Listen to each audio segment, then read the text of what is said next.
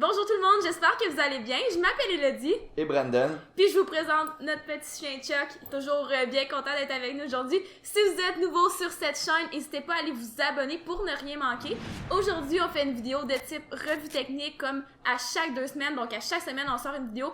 Aujourd'hui, c'est une revue technique, 3 athlètes analysés. Mais si jamais ça tente de passer dans une prochaine revue technique, n'hésite pas à nous envoyer un ou des vidéos de tes levées pour qu'on puisse les analyser. Pour le faire, juste à te rendre sur notre courriel bimorperformance@outlook.com. Tous les détails sont dans la barre info.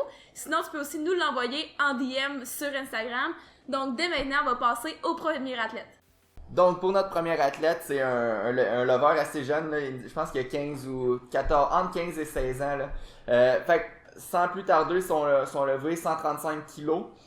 On voit plusieurs petites choses. On va juste le regarder à nouveau. On repart. OK. Donc, on voit plusieurs choses. Premièrement, la position de départ. Je pense que tu pourrais quand même très bien améliorer ta position de départ. Peut-être sortir un petit peu plus les fesses pour avoir un petit peu plus le dos droit ou neutre. Un petit peu plus en lordose aussi. Peut-être solidifier le haut du dos. On voit que c'est pas la fin du monde si ton haut du dos est pas parfaitement droit. C'est correct s'il est un petit peu rond. Contrairement au bas du dos que lui on veut qu'il soit droit, le haut du dos c'est moins pire, mais je pense que tu peux quand même aller chercher un peu de tension dans ton haut du dos.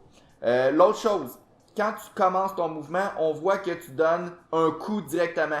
Fait que, comme la miniature de la vidéo l'indique, sois patient. C'est important que quand tu commences ton mouvement, tu viennes prendre le mou de la barre, tu viennes utiliser un peu l'énergie qu'il y a dans la barre pour faire ton lever. Fait que donne pas un coup. Ça risque juste de peut-être mener à des blessures à long terme, mais en général, juste pour la force, c'est pas efficace. Fait que prends le temps de... mon crayon, il a arrêté de fonctionner. Fait que prends juste le temps d'y aller tranquillement puis de prendre ton temps dans ton positionnement. Sors les fesses, solidifie le haut du dos, prends le mou de la barre. Puis une autre petite chose aussi, peut-être, c'est pas les chaussures les plus optimales pour faire du deadlift. Fait que peut-être si tu veux y aller sans chaussures, ça serait peut-être plus efficace pour toi. Fait que c'est ça, je pense que ça faisait le tour. T'avais-tu d'autres choses à dire sur ça? Non, mais c'est toujours à expliquer, enlever le mou de la barre. Tu peux tirer un petit peu sur la barre. T'sais, quand tu tires juste un peu avant de commencer à lever, tu vas sentir qu'en anglais, on dit un slack. Il y a comme un petit mouvement dans la barre. C'est important de l'enlever ça avant de tirer. Fait que juste de tirer un petit peu sur la barre, d'aller engager les laps aussi, donc de coller la barre sur toi, puis après ça, commencer à tirer sans donner un coup avec les bras. Ce que je dis toujours, c'est que c'est pas les bras qui lèvent la charge, c'est vraiment toutes les jambes, le dos, etc. Mais les bras servent simplement de levier, fait qu'il faut vraiment les garder tendus. Fait que juste tous ces petits points-là, ça fait beaucoup de choses. Essaie de te concentrer sur 1 ou 2 points à la fois, mais ça devrait beaucoup aider ton lever. Good. Fait qu'on passe à notre deuxième athlète. Pour le deuxième athlète, il nous a écrit en nous disant que sa première répétition était toujours plus dure que les autres répétitions. Puis la première chose qu'on pourrait peut-être te conseiller pour ça, ça va vraiment varier d'un athlète à l'autre, mais dans ce cas-ci, ce qu'on essayerait, c'est de faire le petit mouvement vers le haut et vers le bas, dans le fond, que tu fais avec tes jambes entre chaque répétition, comme on vient de voir. Fait que je sais pas si on peut juste pas le recommencer. Ouais, en vrai, c'est ce petit mouvement-là. Attends, je vais juste... Fait que lève, descend, puis là, il se pratique à tirer. C'est ça. Versus la première répétition, que c'est pas quelque chose que tu fais. Fait que tu fais juste te placer à la première, tu t'assois, puis là, tu fais tout de suite ta répétition. Puis quand tu arrives à tes autres répétitions, répétition 3, 4, 5, ce qui t'arrive, c'est que tu te places, tu montes les fesses rapidement, puis tu redescends. Fait que ça vient créer de la tension. J'ai comme volé ce que tu voulais dire. C'est pas grave. Dans le fond, c'est ça va créer un petit peu plus de tension. Ça va aussi pouvoir venir activer le stretch reflex qu'on appelle, fait que potentiellement une meilleure production de force. Fait que si jamais tu te sens à l'aise de le faire, tu sais, après ta première répétition, ben n'hésite pas à l'essayer avant même ta première répétition. Donc juste de rajouter ça dans ton positionnement.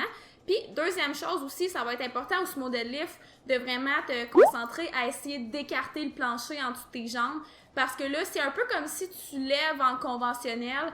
Donc, ce qu'on veut dire par là, c'est qu'on sent que le mouvement est quand même beaucoup initié au niveau du dos, sans que le dos soit excessivement rond. On sent que le mouvement est initié à partir du dos. Fait que ça serait important vraiment de te concentrer à créer de la tension dans tes jambes en voulant écarter le plancher sous tes pieds. Fait qu'on a fait des publications Instagram à ce niveau-là si jamais c'est pas tout à fait clair. Mais juste de penser à lever, baisser les fesses avant de commencer, je pense que ça va t'aider. Mais assure-toi aussi, comme dans la dernière vidéo, de rester patient. Fait qu'au sumo deadlift, c'est super important d'être patient du sol, de penser à créer de la tension en écartant le plancher. Puis c'est pas grave si la barre prend du temps avant de décoller. Si t'es vraiment sous tension, c'est vraiment le point à maximiser en fait.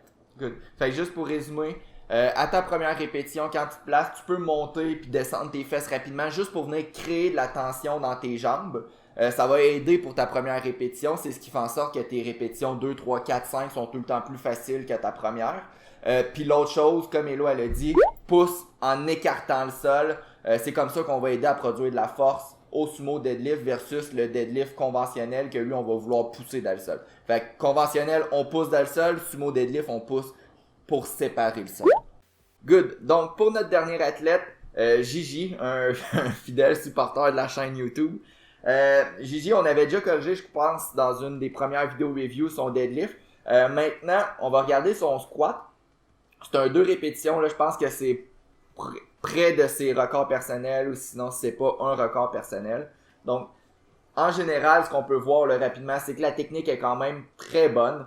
Puis, tu sais, des fois, on en a déjà parlé même dans un podcast, là, à un moment donné, oui, la technique, c'est super important de la travailler, mais à un certain point, une fois qu'elle est comme tolérable, est acceptable, il n'y a pas de risque de blessure, oui, on peut tout le temps vouloir optimiser la technique, mais quand elle est belle, à un moment donné, il n'y a pas tout le temps quelque chose à dire de surplus pour corriger la technique, ça vient juste à un moment donné d'être plus fort. Fait que pour toi, Gigi, il n'y a pas de points techniques qui sortent aux yeux en particulier. La seule chose qu'on pourrait voir, puis tu sais, c'est sûr qu'il y a tout le temps un point dans le mouvement qu'on va échouer, une portion du mouvement qui est plus difficile que l'autre. Pour toi, on sait que c'est à peu près, c'est souvent les fessiers qui causent un problème. La seule affaire niveau technique qu'on pourrait dire, c'est possiblement que quand tu arrives, tu descends, puis surtout ta deuxième répétition, tu descends, normalement on voudrait que la trajectoire de base soit une belle ligne droite verticale, puis ce qui arrive avec toi, c'est bon, si on regarde ta deuxième répétition, tu descends, ça commence à verticale, puis là quand tu remontes, ben là ça fait un peu une loupe comme ça. Mais à part ça, je pense que la clé pour toi, ça va juste être de continuer à faire du squat, devenir progressivement plus fort au squat, puis juste sans nécessairement te concentrer sur un point technique en particulier, concentre-toi plus sur tes forces, tes faiblesses musculaires. Puis je pense que ça va monter comme ça. Utilise juste une approche intelligente. Essaye d'ajouter 2,5 kg sur ton squat à chaque 2 mois, 3 mois pour voir juste une progression constante comme ça. Ouais, super. C'est ce qui conclut la vidéo d'aujourd'hui. Donc, comme j'ai dit au début, si jamais ça vous tente de passer dans une prochaine revue technique, n'hésitez pas à nous envoyer vos vidéos, soit par courriel ou par DM sur Instagram. Puis sur ce, n'oubliez pas de vous abonner, aimer la vidéo, la partager si le cœur vous en dit. Puis on se revoit dans une prochaine vidéo. Bye bye!